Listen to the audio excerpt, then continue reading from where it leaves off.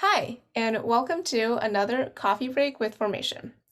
So, raise your hand if you feel like an interview can be a very high stakes, high pressure environment where you feel like you are constantly being judged. A lot of people feel that way. I feel that way, and it's completely natural.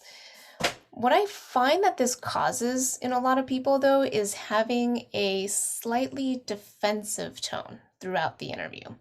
And this comes from wanting to be right, coming up with the right solution, writing the right code.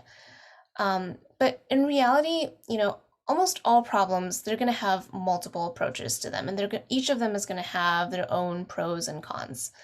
A lot of times people like to talk about the most complex solution with a binary heap and three doubly linked lists, but these solutions are really complicated to code and really error prone. In reality, production code tends to be less optimized and be more practical in terms of readability and maintainability. So it goes to show that every solution has pros and cons.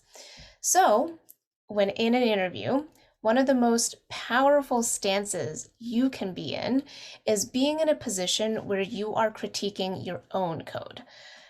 Don't let your interviewer point out the flaws and then respond in kind of a defensive tone, right? Offer your critiques proactively. So, you could say, we could implement this with the hash table, but that would require O of n space. And I think there might be a constant space solution here. So let me keep thinking. It can feel scary to point out the flaws to your own solutions. You might think, hey, maybe if I don't point it out, the interviewer won't notice. Well, here's some news. Whenever you're in an interview, chances are that the interviewer has already asked this question dozens of times, studied it thoroughly, potentially even asked it hundreds of times. So you can trust that they probably understand every nook and cranny of this problem and understand every possible approach to it. So you're not going to be able to hide. So be brave, critique your own solutions, and you will be in a much stronger position in your interview. That's it for today, and I'll see you guys in the next coffee break with Formation.